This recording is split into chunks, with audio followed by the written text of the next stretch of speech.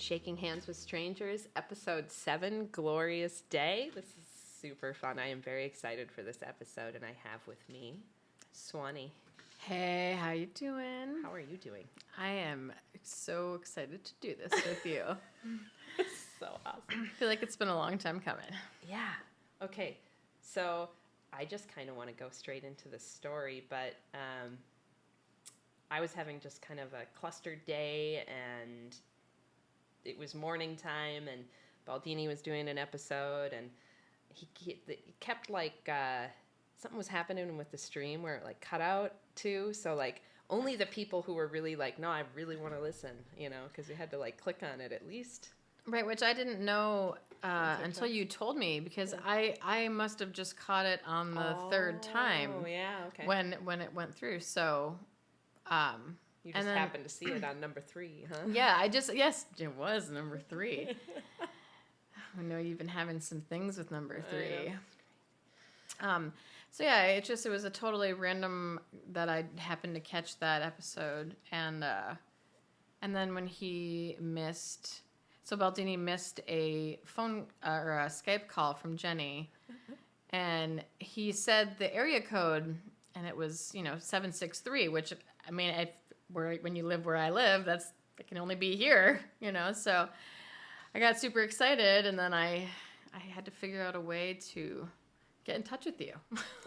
And you said you thought, I hope she doesn't live like further south, or because 763 is kind of an area that is typical to, Right, more south, more of like the southern area of like kind of where we live, around in this metropolis. So.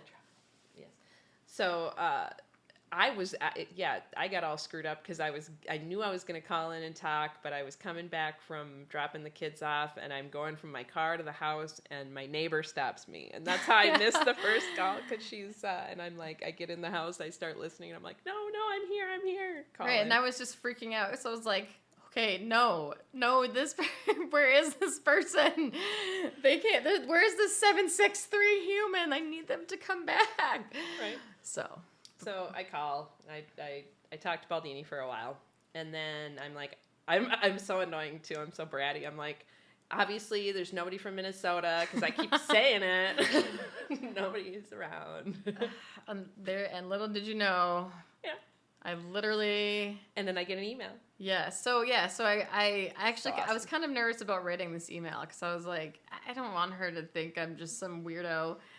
And, and so anyways, I send it, I'm like, hey, I heard you talking about how there's no community, like, here in Minnesota. And I was like, oh my God, I feel like I felt like you were speaking for me, because I feel the same way. And so... But anyway, so then I sent you the email, and I was like, hey, I live in, this town. And then you're like, and then I loved your email back. It's just a very short, or either you're an agent. Well, so it turns out that of all places that we could possibly live, like literally on the earth, like we live in the same town, and we're within walking distance of each other, which is absolutely insane. Yeah. So, yeah, we had probably one of the craziest, connections that I've ever experienced in my life. And you had just told your man, what? Yeah, so I had just told my husband, I was just talking about how I really wish that I could find a community around here, because I was sick and tired of feeling like I was the only one. And then the glorious day happened, and it turned out that we were in the same freaking town. Every time I talk about it, I just it blows my mind again. I still don't think I've absorbed the fact that you're as close as you are. It's just insane. I literally can walk to you. That's just, what were the chances of that happening? I don't know. It's so crazy. It really is. So, you do a lot of walking around, and in the neighborhood, and I do walking, and I've walked with my kids and everything else, and it's just amazing too that we've never bumped into each other. No, and we figured out it's the same park. Right. So we figured out that you tend to walk in the evenings, and I was walking more during the day or in the mornings, and so we just were never, for all the years that we've been walking the neighborhoods, we never crossed. And if I sat here and tried to list off all the coincidences that occurred when we like sat down and talked between my life and your life and everything that's going on, I couldn't even think of them all because there was just, it was like coincidence after coincidence after coincidence. So finally I was like, shut up! It's amazing though. It's just, I don't know. It's just like it's just the coolest thing ever to know that there's just somebody that I don't have to hide anything from. I don't have to feel weird anytime we talk about anything. It's just so nice. It's really nice to have a little community. We have our own little mini one. I know. I feel like me and you, I'm like, all right, the community's here. Now everybody else has to come, but we're already here. So established, like put the flag in the ground. Right. That's what I'm saying. It has happened. I was just going to say, I was imagining like a flag in my mind, like staking that shit. Like it is staked. Yes. So awesome. I love it. It's great. It was meant to be. Because my thing was I really wanted to pull people together, and my whole thing was I'm not a musician, but I've always lived around musicians and had musicians in my life. And I really crave that, having a musician. And I'm like, well, to get any of the musicians that I like and know, I'd have to like be able to get them here. So to draw them here, I'd really need to be able to offer them something, a big crowd, money, you know? And oh my God, you're here. Ta-da! I didn't have to bribe you anywhere. You're already here. You got your musician and your community all in one neat little package. It's pretty wild. Yeah, I mean, I think it's cool too because that was one of the other things I was telling my husband is that not only did I want that community, but I had desperately wanted to set up some events, and because as a musician, events as well. Yeah, so as a musician, I've always like done that, but of course in the last year things got weird, so that just got all bungled. And anyway, but yeah, I had always just ever since they started doing since Karen B started doing the the different events or whatever, I've been like, man, I wish there was something more local to here, because it's no offense to them, but like traveling is just, it's not desirable for me, frankly, at the moment. No. And it's too hard. Like even years ago, I actually played at the local airport at like one of the bars in there, and even just going through the security check then was like, I just felt so offended the entire time. Like So, and here's the thing. It's just so bizarre to me, and I just can't get into it. So that's why I would love to have something more local. Yeah. But if you can make it to Karen B's events, oh, I mean, you should go. Absolutely. It's such a great experience. It was so awesome for me. I'm forever in debt to everybody who put that on. I know Karen B had many helping hands. Oh, of course. Well, I mean, this is not me saying that I don't want to. I would actually love to. Right. But I would love to have something here as well. Point. Right. Even if you go and you have the best time, you have a great time. You have the kind of time I had where I'm floating around on air, right? Mm-hmm. 3 levels above everybody else. Just, yeah. Right? I only got that one time when I got to go there. Mm-hmm. So I don't get any of that here now. I don't get even a little tiny piece of it. Sure. Now I do. Right. So well, awesome. and that's just what I'm saying. We gotta find like each other, guys. We really do. Like that's why I was like, I think it was weird because I'm sort of a closet truther. Like people that know me know that I am, but I don't really talk about it very often. And I don't know, maybe that's in part because I am a professional musician, and that's how I make a living. So it's always been a little strange. And professionalism to whatever event. It's somebody's wedding. It has nothing to do with what you think about things or it's somebody's event. Right. And so it's like, but the thing is that what I've been realizing through the course of meeting you and getting to connect with you is that like I don't want to deny that part of myself either. And, you know, back when I first started doing music, I wrote some really, like, I don't want to call it political because I don't ever think of myself as political. I'm more of like observe on a deep level. I like to observe human nature, and I do like to write about the truth of it. But I think back in, when I was first doing music, I was way more comfortable just saying exactly the way that I thought. And it's weird because now that I've been doing, now that I've been performing as both an original and a cover musician for the last however many years, and it's been providing for me, it's a lot harder to feel comfortable sharing those deeper truths like that I think. And I don't know, it's like part of me even coming to talk to you today like took a lot of me like exploring those feelings because I really haven't had to before. I don't know, it's strange to think about crossing all parts of my life together. But it's also, I mean, I just think it is who I am, though. I still try to compartmentalize. I have my work self and my family self and my, like, hey, I know, you have these people on Facebook that, hey, I know you from school. Right. And it's cool that, like, I get to see that your kids are in the nearby town and how old they are, and maybe we can go hang out or have kid time. Whatever, you're making an awesome cake. Yeah. Whatever it is. Yeah. But I had that moment where I created Jenny Spark, but at the same time, if you know me, you know who I am. Yeah, yeah. And I'm getting louder and louder and more brave about just being who I am. I mean, just this last week, I had to send an email to work, that stated, "Hey, I won't wear a mask and I won't take your vax." Yeah. And I had to sit there in a meeting with HR and tell her, so management, and really pin these people down and say, so management's stance is that they want everyone vaccinated. Oh, no.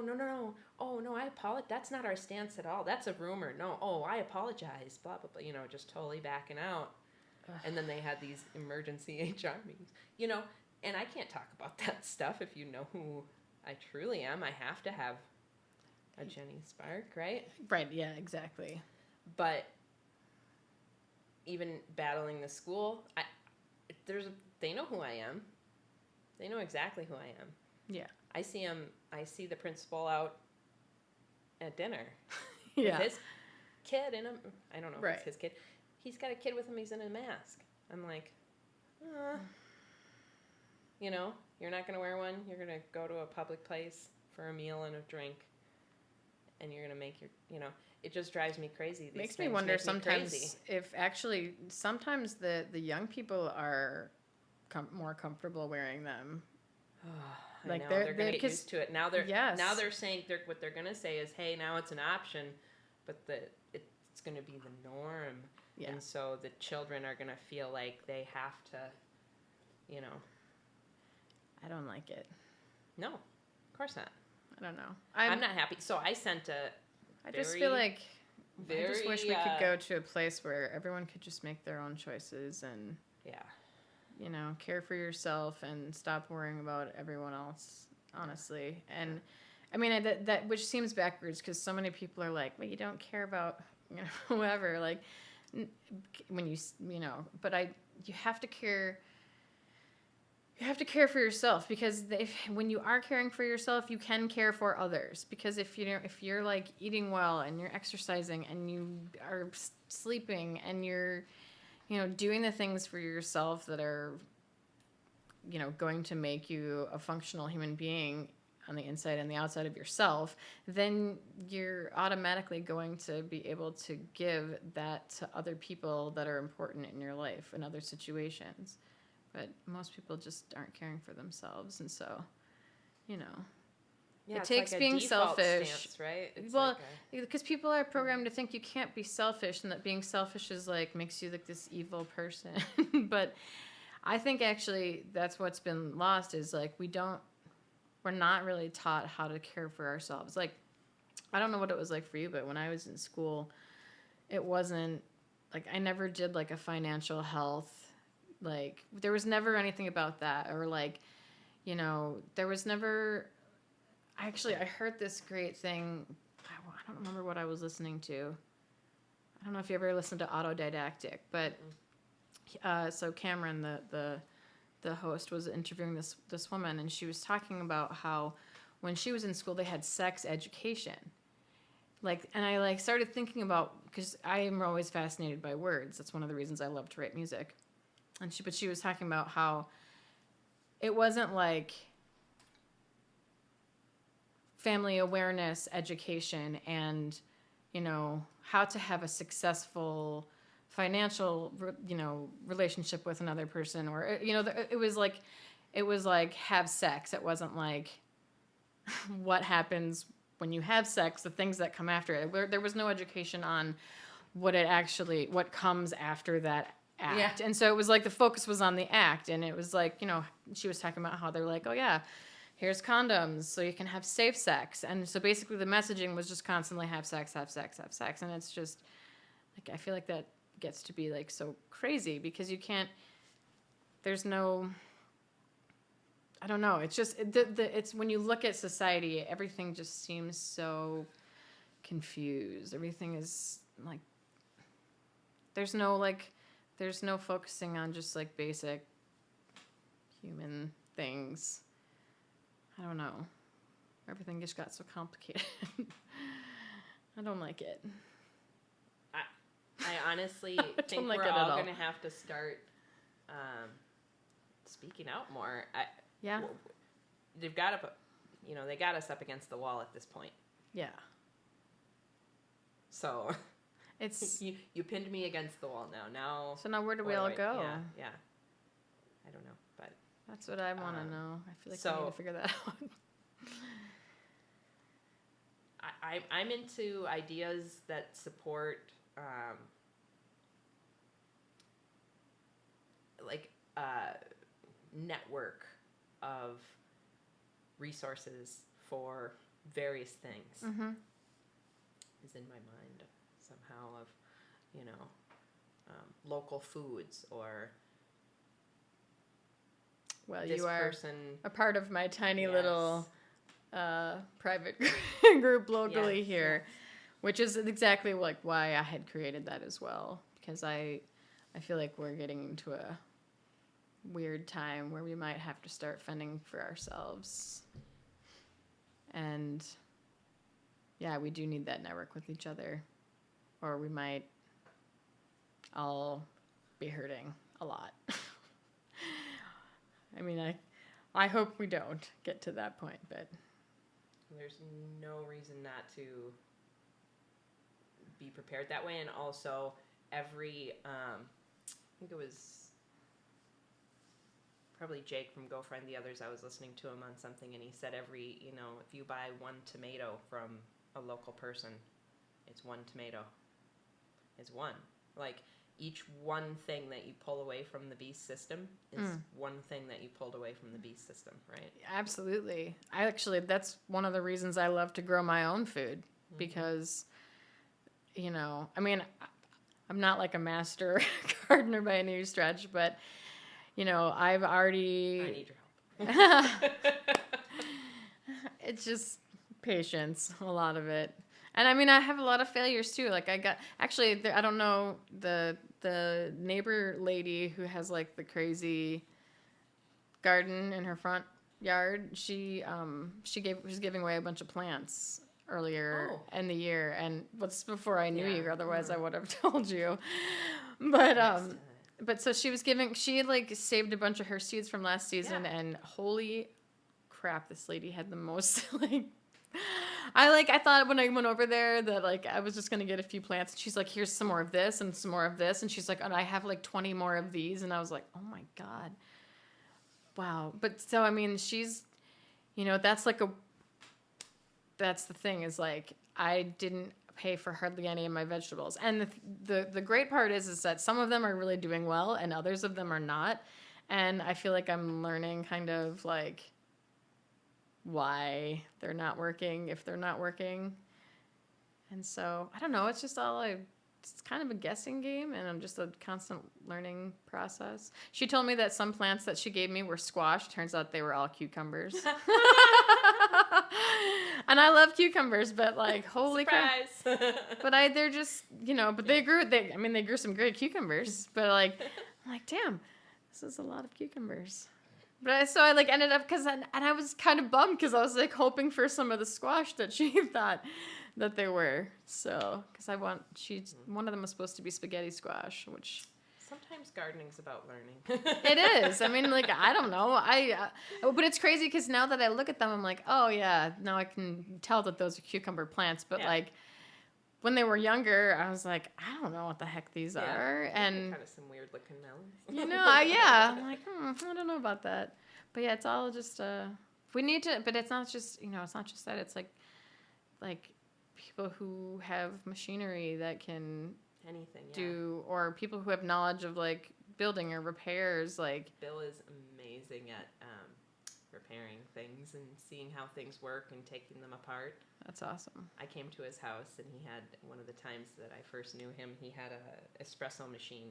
Absolutely every single part, like all the pieces were laid out on his towel.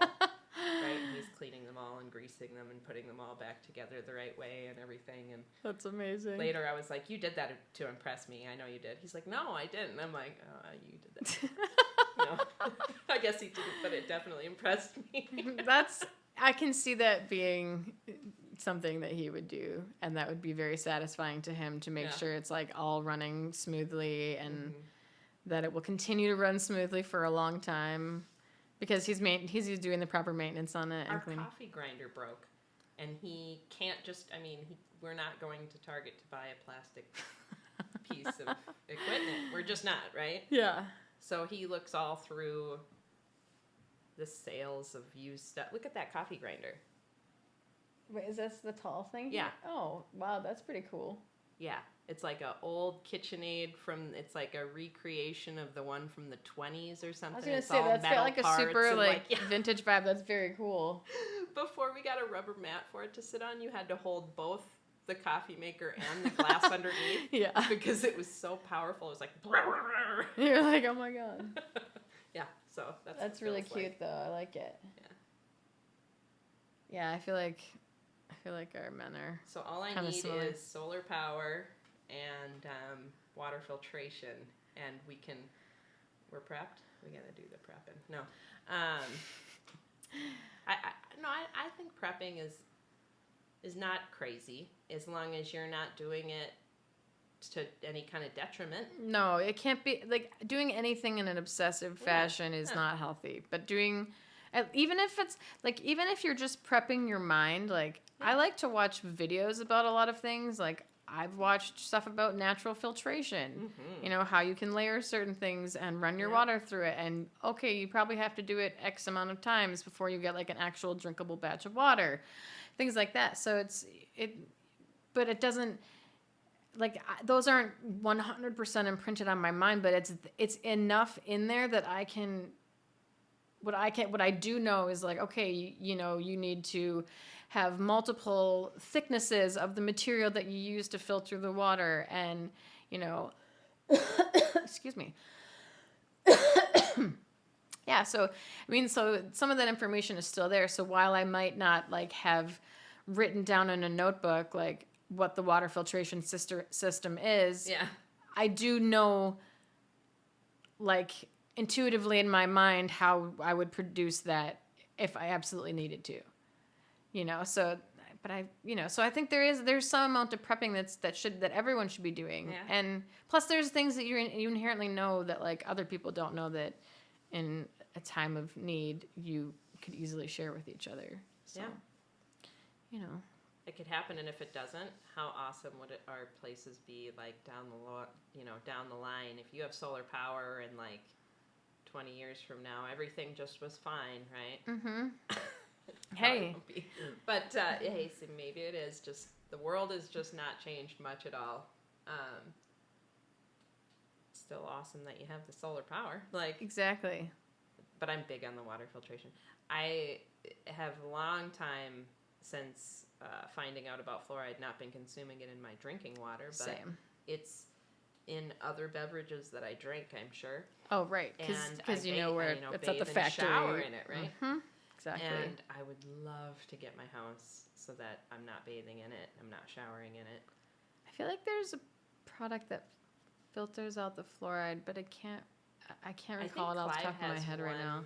For the shower head. Oh, okay, yeah. That's because I feel like there's some that will do the shower head. Yeah, that's what I was actually thinking of. Yeah, but I just kind of want it out of all of my entire house. Like I would like the faucet to give me non-fluoride water, non-chlorine, non-fluoride, like water. Yeah, right. Please, just actual water. Yeah, just water. It would be neat. Can we get some of that on order? Just water? Water. No poison for me, please. Pass on that one. Yeah, someday, but anyway. I know, right? Yeah, we used to diligently go to the local spring, and we used Did you go to the one? Yeah. Yeah, down in... yeah. Yeah. We used to go down there and fill glass. By a certain burger joint. Yeah. Kind of done in that area. But yeah, it's yeah, see, we don't even want to give that information up because unless you know. You're in the know. Right. You know where the spring is. If you know, you know. Email me, I'll and tell if you you where don't, the spring is. Jenny's giving up our secrets. Gosh. No, it's all good though. But it's important to know of places like that, you know, because that's what I mean, like kind of those resources. Like where is the spring? Mm-hmm. Where is the local spring where you can get clean water? But think about how sad it is because even, you know, if there's other stuff in our air that ends up in our water, even that stuff gets tainted, which sucks. I had this picture up earlier. Let's just put it up and talk about it. Yeah. I was driving home, and frequently there's a lot of those streaky clouds near near where the sun goes down, and it ends up giving this kind of, I don't know, you got to tell me that sky doesn't look like some sort of chemical wasteland of I don't know. Dude, it totally does. It's like if you cut off the top and like just like that was like become like a movie set, like in a wasteland. It totally would. Doesn't look good in the sky lately. No. Skies. And we've been having severe smoke. Yeah, the smoke has supposedly from the fires in Canada. That's what they keep saying. I know. I have. Don't you watch the news? I saw somebody say that. That's like, no, I don't.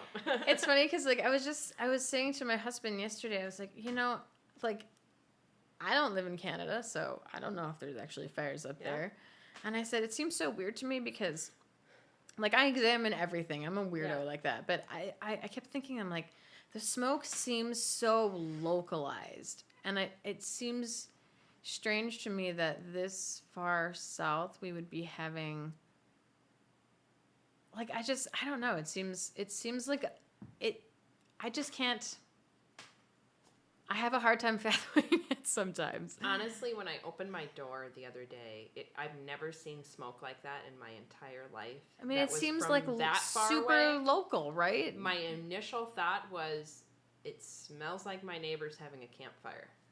That's what I'm saying. Like, it just seems so incredibly strong that like, are the fires really that bad in Canada? Like, I don't know. I don't know. They lock everybody in the house and burn everyone's like burn all the trees up. What is happening up there? Yeah, I don't know. Things in Canada seem to have gotten very intense recently. Yeah. I feel like we've seen some people speak out here lately that it's been heartwarming or at least comforting to me to see somebody say these things, you know. Yeah, I hear you. But on the whole, it's still pretty. I had I had a really strange moment of solidarity, actually, back when I feel like the masks were still in place here, and one day I just decided I was over it, and most other people locally were not over it, Right. but No, they weren't. no, you know. But I went to a local grocery store, and I was walking around, and I had, like, you know, in the car before I went inside, like, I got into this super, like, relaxed, like, focused place. I was like, you're just gonna go do this because it's your human right to breathe, and that's what you're gonna do. So I walked my butt right in there, and like I said, 98% of the people were still wearing masks, and I walked down this one aisle towards the end of my trip, and it was just me and this young boy. He was maybe, like, I don't know, 10 or 12 years old, and just a nice fresh face. And, like, I swear that he and I, like, we looked at each other, and I think we both knew in that moment that we were proud of each other for fresh facing it. And but it, like, just gave me so much hope. I was like, because I worry sometimes that especially the younger generation is just getting completely mind mobbed, and it's, I don't even want to say that they're getting brainwashed, but I feel like mind mobbed is more it, because they're just getting hit from every direction. Words, when you said it, I could feel it. It right? was perfect. Yeah, no, it's... Ooh. Because a lot of those kids, if you were to sit and talk with them, like, they will understand what's happening, but if you don't, then the mind mobbing takes over and becomes, ultimately results in being brainwashed, I feel like, because when you hear it over and over and over again. But yeah, so the mind mobbing is getting pretty brutal, and I'm just like, oh, I can't stand I can't stand it. It's I don't know. I don't know if it's the kind of person that I am, but I really struggle when I am the only one. Well, yeah. I'm the only one, right? Yeah.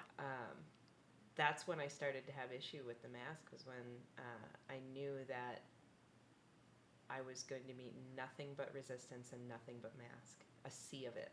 Mm-hmm. Yeah. If I see one person, I rip that thing off. I'm like, yes. And now that, it might happen again, I don't know. I don't know if I can do it. Yeah. Well, there's gonna be some major, I think there's gonna be some major things happening in the next few months. It's a little bit terrifying, actually. Yeah. I don't know. I don't like to necessarily dwell on those possibilities, but I feel like every day, every week, we're, like, getting closer to some stuff that is gonna be really, really hard to handle. How long does it take for a person to adopt a habit as, like, their habit, right? Well, I think that, like, based on science. Yeah, based on science. Science. I think it's something like 21 days or whatever. Yeah. I think they talk about that you can form a habit, but you have to repetitively do something for 21 days in a row. Yeah. So, I don't know. I was thinking about. I don't know if I agree with that or not. It's like but they instilled the habit, and then now, if they say it's optional, a child will feel how I felt going into the mob of all the masks. Mm-hmm. It's such a relentless, like, even if they don't want to wear them, they may do it just for compliance to the group, right? It's just hard. What I've found is a lot of people who are uncomfortable with their kids wearing masks, or their kids don't want to, or there's whatever other issues related to that a lot of people are actually homeschooling this Yeah. year. There's like We did distance learning the whole time because I wasn't willing to send them. yeah, I don't blame you. And it's kind of like a version of homeschooling, right? It's just the public school version, which. Well, yeah, I mean, it was interesting to sit here for some of that and actually sit through it and listen to it. You're And be like, like, oh, they're telling them that. Okay. Hey, Booney. yeah. You got a little. I'm gonna share some other things with you. There's some other things. I know they just told you this, and then this and this. Okay. Yeah, right. I actually was just. Well, we were filling in the holes. We were talking about that yesterday. Yeah. I took a nice long walk, and I didn't even realize how long it was because Jenny and I were having such a great chat. But no, what was I saying? Oh my gosh. Are you going to be talking about the claus, the Santa Claus? Oh yeah, just like generally about raising kids, and I'm personally a fan. I don't have children yet, but I want to do a more, I guess you could call it a more extreme version of homeschooling called unschooling. So for anybody who's familiar, Woo! Yeah, all the way there. I work outside that box pretty hard. I'm like, people are like, you want to come join me in the box? And I'm like, nah. And they're like, okay, if you don't like this box, we have this other box. And you're like, yeah. No, I can't do it. None of the boxes. I don't know. I don't do boxes well. I really, really don't. I'm a very nice person, but I also Let's go back to the flower. do not. Yeah, right. I also do not deal with stupid humanity. I chose against stupid humanity a long time ago, and actually, truthfully, it's made me more successful in the things that I love to do, and it's made me a lot happier because I don't have to deal with other people's garbage. I don't need to be I don't need to be a trash can. Yeah. I want to be my beautiful, shining self. Someday I'll figure out how to make that sweet cash without being a... I'm telling you, there's a part of me that feels there's something that you and I have yet to discover that we can... Yeah? I don't know. Figure it out. Yeah, there's something. But we can first try by having an awesome event here. Oh, because we've made decisions, right? Yeah, I think we're gonna try. Well, for something soon. We'll have to figure out a specific date, but we've talked about. We're gonna do a solidarity, party. Yes, right. During solar return. Right. I was trying to be gentle about that because I'm not trying to It's not called solar return. It's solar return to me because that's when I went there the first time. Right, Flattoberfest. That's what it was first. I wasn't even there for the cool. I wish I would have been there for the first one. That would have been cool. Awesome. The original gang. Yeah. Yes, I will not get to be the OG for either, but I. So when they do Flattoberfest in October, and we very regretfully cannot go. Yes. We will have a fun party here. Yes.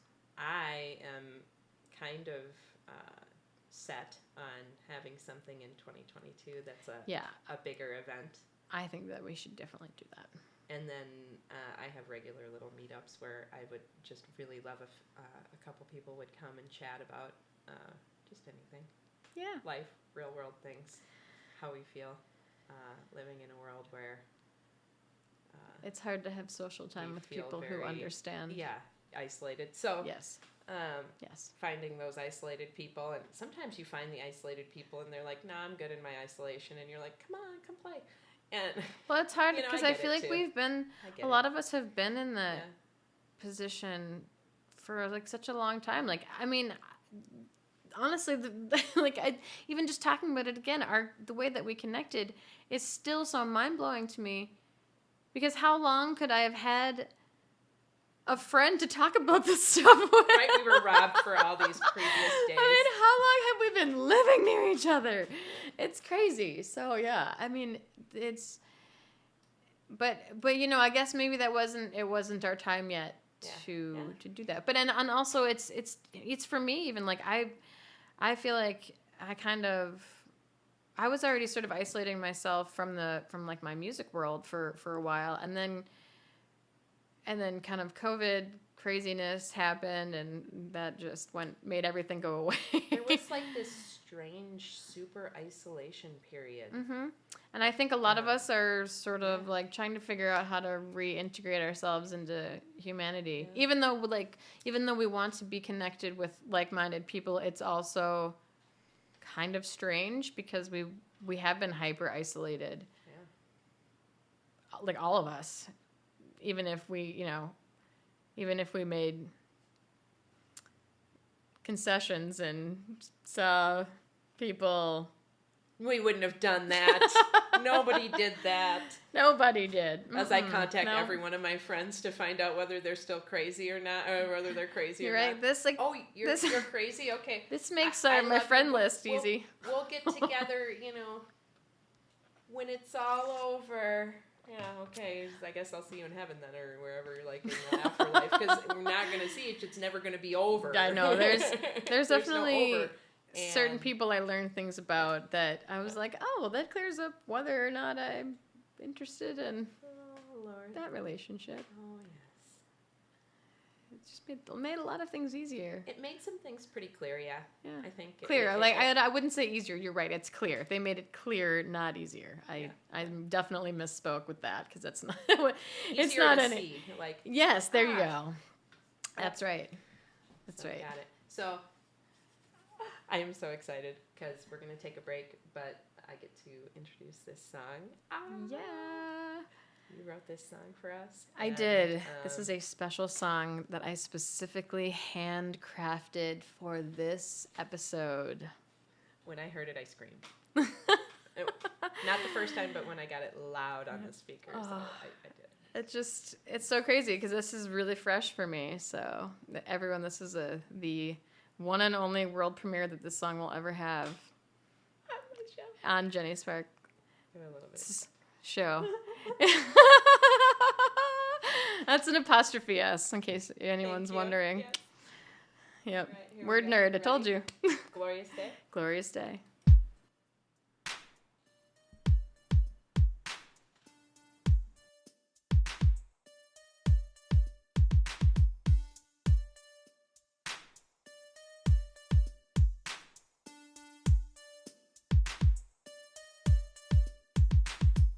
You showed me I can see for miles. You blessed me with a child's smile. I claim your love, but all the while your sheep have gone astray. A voice of giant, strong and meek. The enemy won't let us speak. But through your word in just 1 week, was given night and day. This rainy land is just a phase. I see your light amidst the haze, and all this one feel give and praise. It's time to leave the game. Deception on a ball of blue. Spinning lines were never true. The only thing that's left to do is call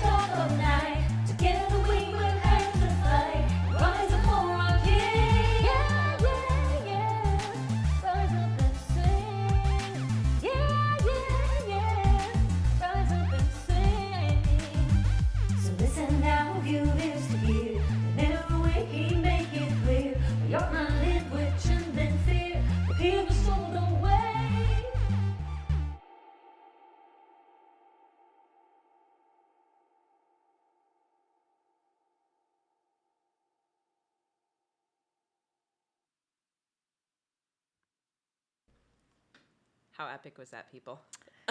I, Much applause. Thank you so much. Thank you. Thank you. so much. It's very exciting. I'm so glad I got to share that with everybody. Yes.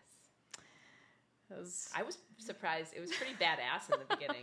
Sorry, we won't embarrass you by continuing to heap praise. I'll stop now.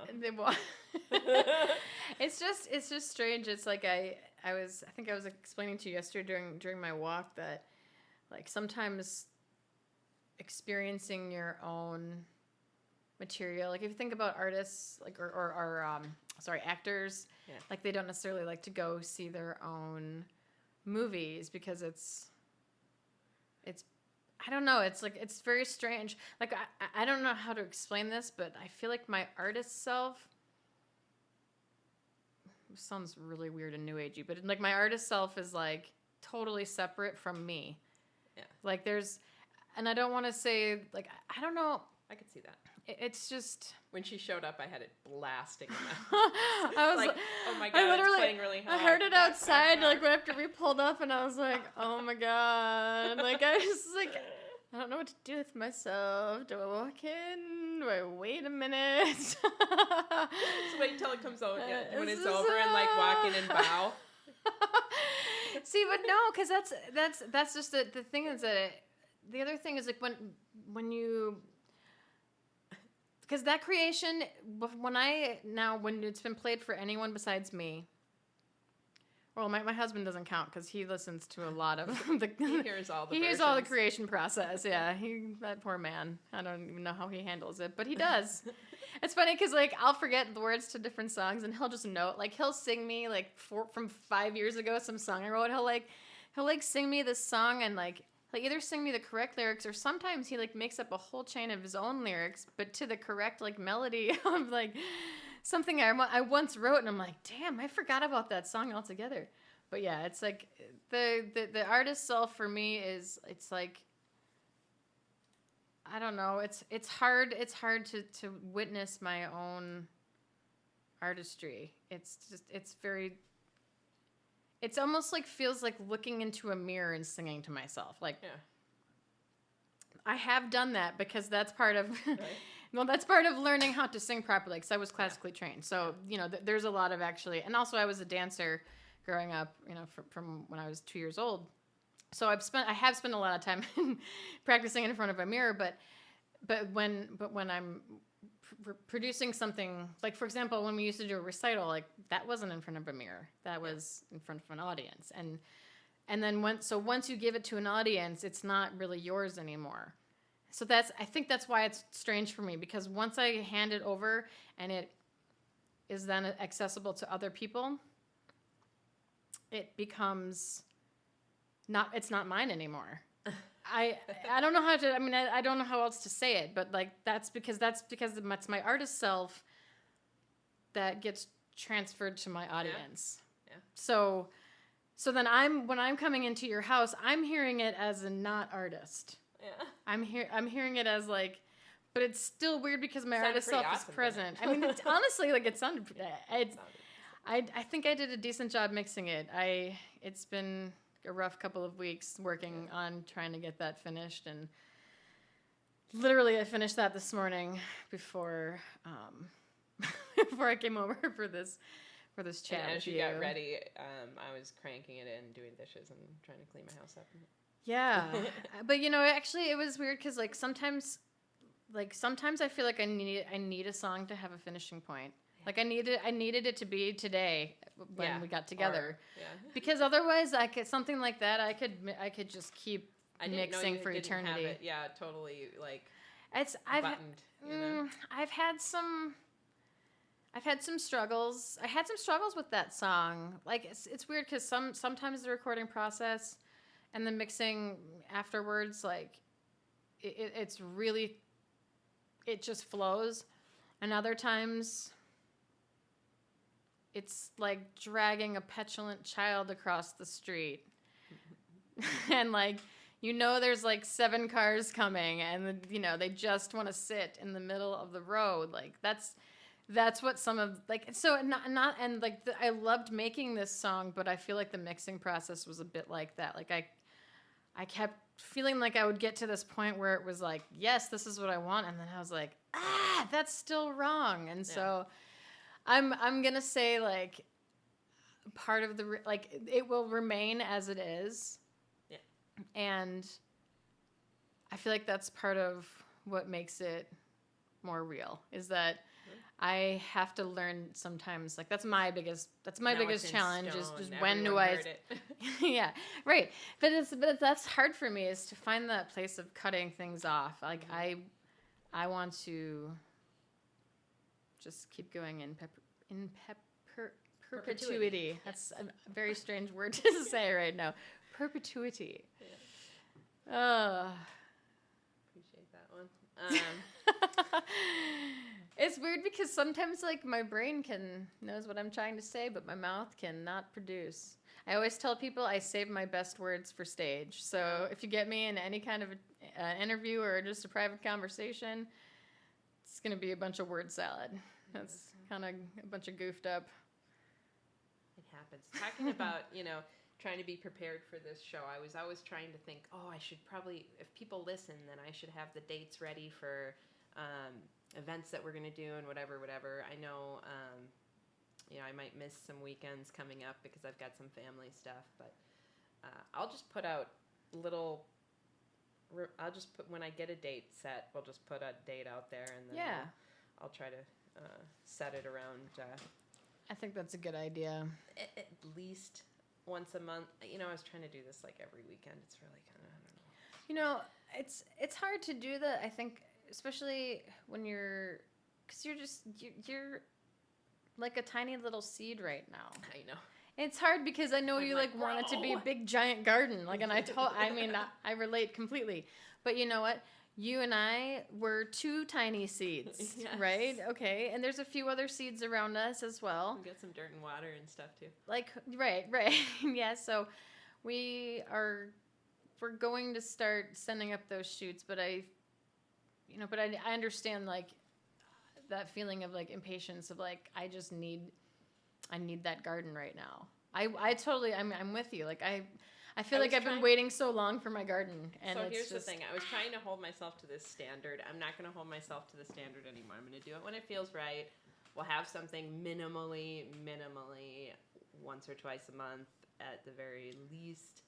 Just little get-togethers that we can set up and family days or adult evenings if we want to have conversation that we feel like we just want to have with adults or whatever.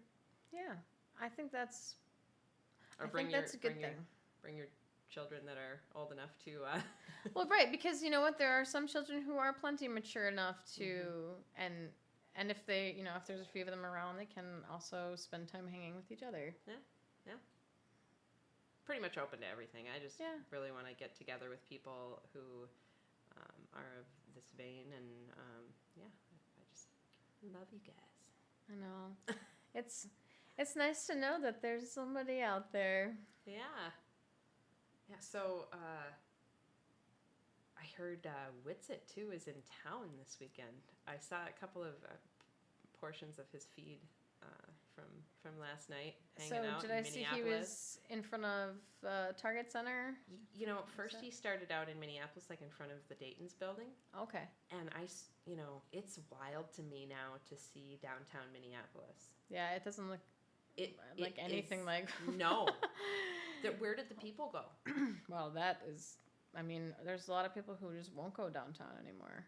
It looks kind of ghost townish. It is a little eerie. Yeah, I think ever since the.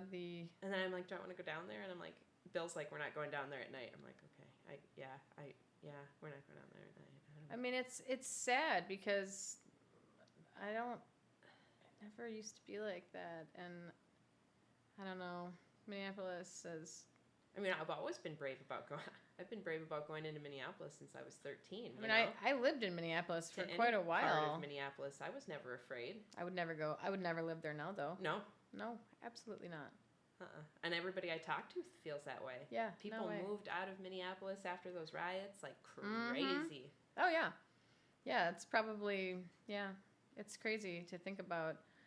I mean, I spent some of like the most fun years of my entire life living in Minneapolis, various places, and I don't know. It's very sad. It just absolutely was not a picture of an alive city of people. No. I'm a part of this. I'm a part of like a bunch of different groups and stuff, and there's this one that I'm in, and somebody had asked about like, hey, you know, we're moving or whatever, and basically they were like, we're pretty sure we don't want to live in Minneapolis, and a bunch of people were like super offended that lived in Minneapolis, and like a bunch of other people were like there was one person who commented, well, I live in Minneapolis and there's only been a few shootings over by by my neighborhood, but that's not that many. And like I'm sitting there thinking to myself, like, how can you rationalize that is like good? Like no amount of shootings is a good thing. That just means, like, to me, that just signals an unhealthy level of something that, you know, it's just, I think that it was the blindness of the person who was commenting who was like, oh, well, there's only been 4 shootings, like, in my neighborhood. I'm like, why would you, like, how can you rationalize that there was only 4 shootings in your neighborhood? Like, that, you know, if anything, you could be like, you know, there were 4 shootings in our neighborhood, but, you know, generally speaking, like, I really feel safe here. Yeah. Like, that is like an actual review of the area that you live in. Not like, I don't know. It was only. Yeah, I'm like, what is going on here? So there's... No, but there's a very stark difference between 2019 downtown Minneapolis. Oh, totally. And right now, just... like, to see that he was downtown at that time of the night, and there was, like, sparse population, it was wild. It was really, kind of weird for me. Well, the city definitely suffered in a lot more ways than just physical, you know, buildings and people getting injured. Like, there's a deeper, like, psychological thing that happened at the time. Oh, absolutely. I was like sitting on my couch, like, crying. I think we all could. It was, you know, I know that a lot of people in the community, like, have certain feelings about what happened there, but I mean, truthfully, like,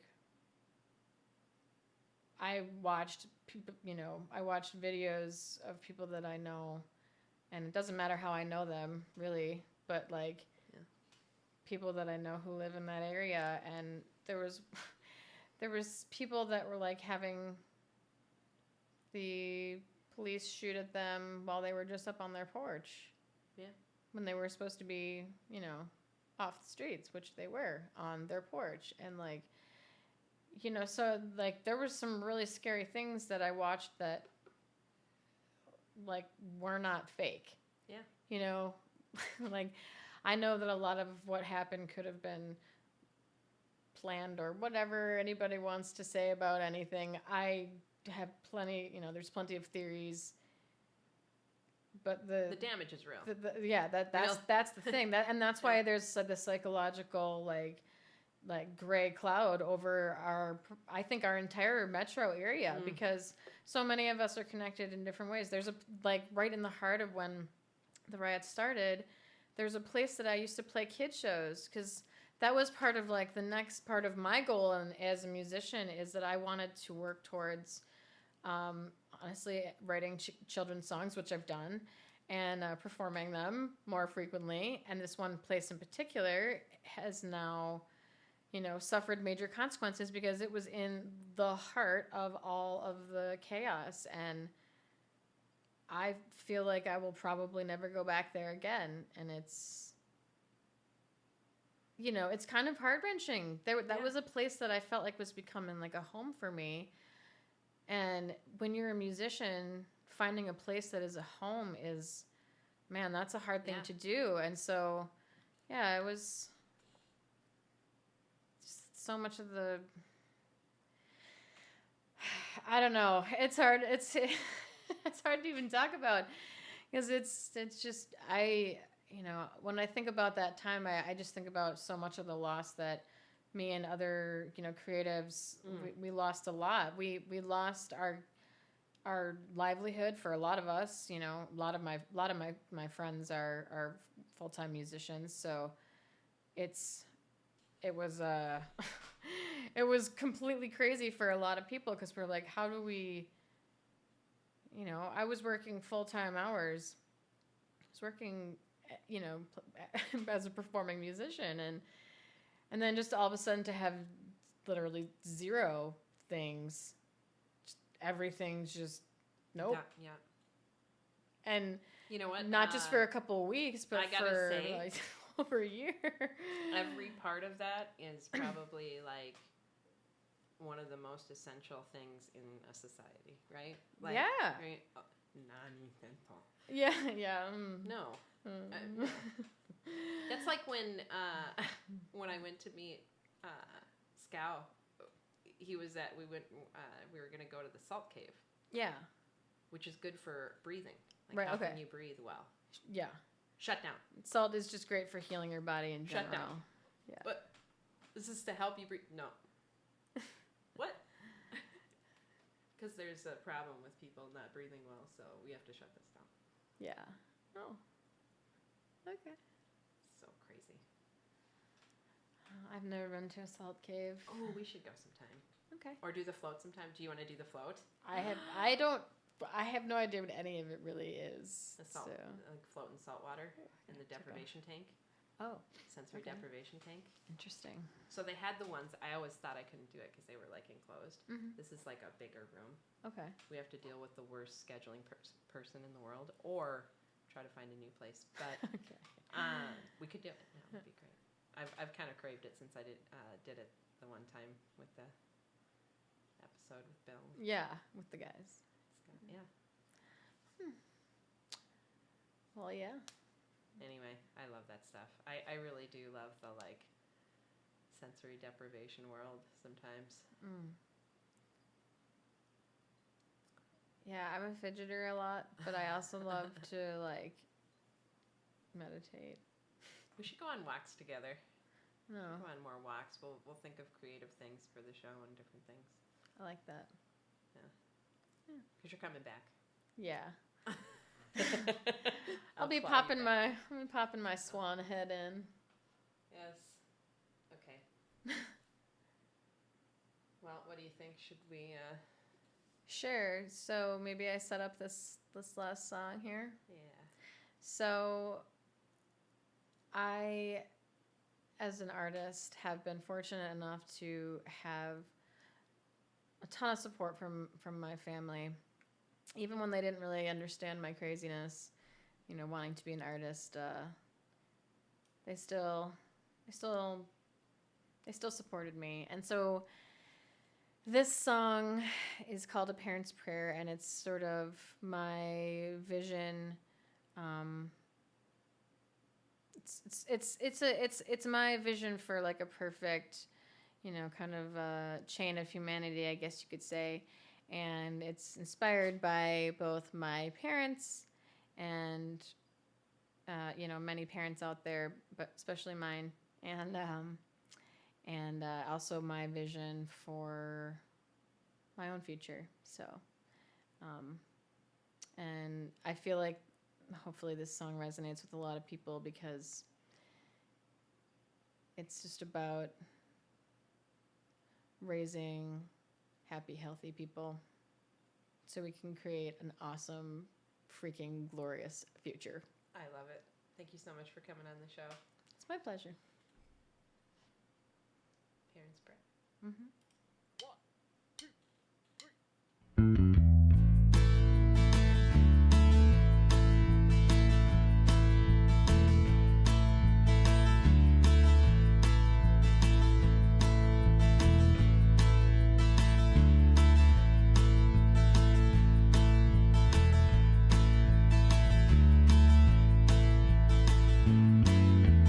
Watched your chest rise and fall.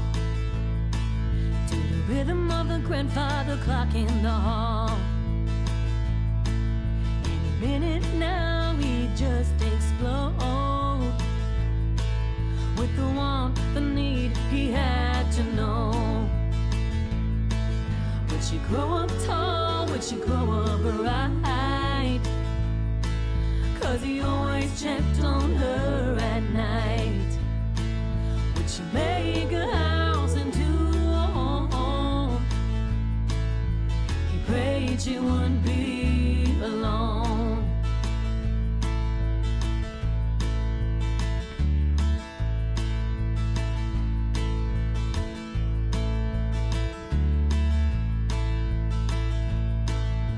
He watched her walk across the stage, from graduation to wedding day. She made a house into a home, and now she's teaching new grandkids right from wrong. She grew up tall and she grew up right, 'cause you always checked on her at night. She made a house into a home, and your prayers were answered 'cause she's not alone.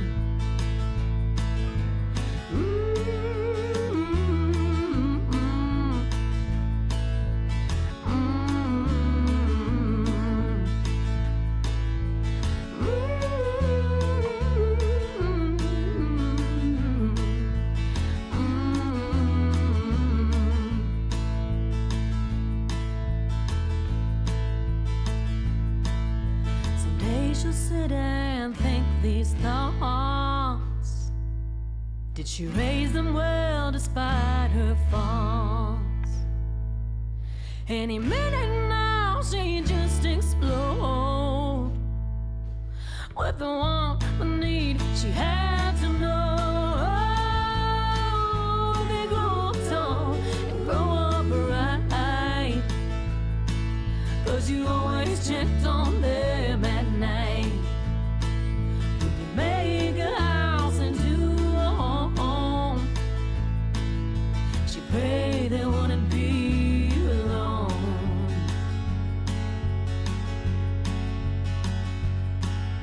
She prayed they wouldn't be alone.